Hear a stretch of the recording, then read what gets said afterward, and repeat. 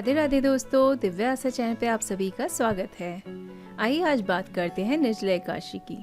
निर्जला एकादशी कैसे करनी चाहिए, निर्जला एकादशी का महात्म्य क्या है, निर्जला एकादशी हमको देती क्या है, ये कई सारे प्रश्न हैं और आज मैं चाहूंगी कि मैं आप सबके प्रश्नों का उत्तर दे सकूं। दोस्तों, एकादशी व्रत के पुण्य के समान और कोई पुण्य नहीं है। जो पुण्य गौदान, स्वर्णदान, अश्वमेध यज्ञ से होता है, उससे अधिक पुण्य एकादशी के व्रत से होता है। एकादशी करने वालों के पितर नीच योनि से मुक्त होते हैं और अपने परिवार वालों पर प्रसन्नता बरसाते हैं। इसलिए यह व्रत करने वालों के घर में सुख शांति बनी रहती है। ज्येष्ठ शुक्ल एकादशी को निर्जला एकादशी कहते हैं, जो इस साल 21 जून को पड़ रही है। और हमारी 30 त्योहार व्रत प्रत्येक का ऐसा संबंध है जो जीव को परमात्मा से जोड़ता है। हमारी हिंदू संस्कृति में, सनातन परंपरा में, वेद परंपरा में कोई भी 30 त्योहार एक बहुत बड़ा फल देने वाले होते हैं। वैज्ञानिक भी ये बात मानते हैं कि अगर महीने में 1 या 2 दिन भोजन ना किया जाए तो शरीर की जो स्थिति है वो थोड़ी स्वस्थ रहती है, अच्छी रहती है। इसलिए महीने में 2 एकादशी होती हैं और दोनों ही एकादशी का व्रत करने वाला व्यक्ति देवताओं की नज़र में बहुत श्रेष्ठ होता है और वो कभी नरक में नहीं जाता। जो निर्जला एकादशी है वो दशमी से लेकर द्वादशी तक होती है, मतलब दशमी की रात्रि से लेकर द्वादशी की मॉर्निंग तक इसमें जल ग्रहण नहीं किया जाता है। जैसा कि इसके नाम से ही पता चलता है, निर्जला, जिसमें जल नहीं स्वीकार्य हो, वही निर्जला एकादशी है। इस निर्जला एकादशी का महात्म्य क्या है, इसकी पूजा विधि क्या है, हमको कैसे पूजा करनी चाहिए, तो वो संदर्भ में हम इसकी चर्चा करते हैं। एक बार की बात है, वेद व्यास जी महाराज पांडवों के पास पहुँचे तो पांडवों में द्रौपदी और चारों भाई थे, वो व्रत रखते थे, लेकिन भीम व्रत नहीं रखता था। जैसा आप सभी जानते हैं, भीम बड़े ही भोजन प्रिय थे, उनको भोजन बड़ा ही प्रिय लगता था। जब व्यास जी वहाँ पधारे तो पांडवों में धर्मराज ने कहा कि हमारा छोटा भाई भीम व्रत नहीं रखता है। तो व्यास जी ने पूछा, भाई ऐसा क्यों? तो भीम ने कहा, प्रभु आप जानते हैं मैं व्रत नहीं रख सकता और मेरे भाई तो व्रत रहते हैं, लेकिन मैं नहीं रख पाता हूँ, मैं भूखा नहीं रह सकता हूँ। कोई उपाय हो तो बताओ महाराज कि कम से कम में ही सब कुछ हो जाए। तो व्यास जी ने बताया, तुम एक काम करो, तुम सिर्फ निर्जला एकादशी का व्रत करो। ये लोग 12 एकादशी का जो फल प्राप्त करेंगे वो तुम अकेले एक एकादशी रखने मात्र से सारी एकादशी का फल प्राप्त कर लोगे व्रत करके। उस एकादशी के व्रत में तुमको जल भी ग्रहण नहीं करना है। और भीम ने इस बात को स्वीकार किया। इस प्रकार निर्जला एकादशी के साथ साथ यह एकादशी भीम एकादशी के नाम से भी प्रसिद्ध हुई। आइए जानते हैं अब इस व्रत को करना कैसे है। सूर्योदय से पूर्व आप लोग उठ जाएं। आजकल जो लोग ब्रश वगैरह काफी लोग करते हैं, नहीं करना चाहिए, दातुन करें उसकी जगह। शरीर को मलना नहीं चाहिए। कोई धार्मिक नदी हो तो उसमें जाकर स्नान कर लेना चाहिए। अगर नहीं है तो घर में ही गंगा जल डालकर स्नान करें और यही समझें कि मैं गंगा यमुना में स्नान कर रहा हूँ। स्नान करने के बाद में ठाकुर जी की पूजा करें और आप जिस तरीके से सेवा पूजा अर्चना करते हैं उसी प्रकार ठाकुर जी को रिझाएं, उनको चंदन व तुलसी चढ़ाएं।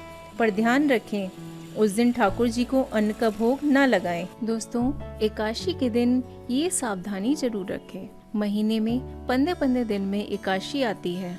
एकादशी का व्रत पाप और रोगों को स्वाहा कर देता है, लेकिन वृद्ध, बालक और बीमार व्यक्ति एकादशी के दिन व्रत ना रख सकें तभी भी उनको चावल का तो त्याग करना ही चाहिए, क्योंकि एकादशी के दिन चावल का एक एक दाना खाने से एक एक कीड़ा खाने का पाप लगता है। एकादशी में चावल व साबूदाना खाना वर्जित है। एकादशी के दिन ज्यादा से ज्यादा ओम नमो भगवते वासुदेवाय मंत्र का जाप करना चाहिए। इसी एकादशी निर्जला एकादशी वाले दिन हो सके तो गौदान करनी चाहिए। गौ के साथ साथ एक घड़ा जल में भरकर कपड़े से ढककर कोई भी थोड़ा सा स्वर्ण लेकर एक ब्राह्मण को दान करना चाहिए। इस दिन किए हुए दान पुण्य का इतना बड़ा महत्व है कि कुबेर भी उसका वर्णन नहीं कर सकते। बहुत बड़ा फल निर्जला एकादशी के दिन व्रत का, दान का और गौदान का बहुत बड़ा फल हमको मिलता है। इस दिन हमको जो सावधानी बरतनी चाहिए वो बरतनी चाहिए कि हम लोग असत्य भाषण ना करें, क्रोध ना करें, ब्रह्मचर्य का पालन करें, संभवतः दोपहर में ना सोएं, हो सके तो रात्रि जागरण करें और पृथ्वी पर शयन करें। किसी को भी किसी भी प्रकार का कष्ट ना दें, ना अपनी वाणी से ना अपने कर्मों से। ये जो छोटे छोटे नियम हैं, अगर आप इन नियमों के साथ निर्जला एकादशी का व्रत करते हैं तो बड़े से बड़ा पापी, चोर, ब्रह्म हत्या जैसे पाप करने वाला व्यक्ति सिर्फ इस व्रत के कारण निष्पाप हो जाता है।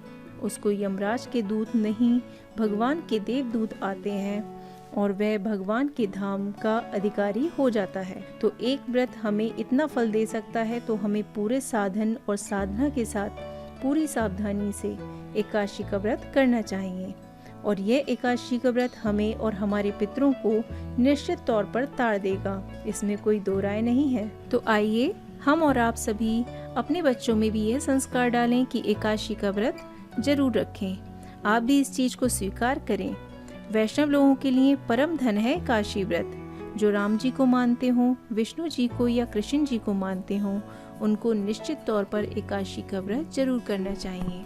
आइए अब जानते हैं निर्जला एकादशी का पारण कैसे करें, मतलब निर्जला एकादशी का व्रत कैसे खोलें। दोस्तों, निर्जला एकादशी का व्रत या कोई भी एकादशी का व्रत जब भी हम करते हैं तो हमें द्वादशी के दिन ही व्रत का पारण करना चाहिए, मतलब व्रत खोलना चाहिए।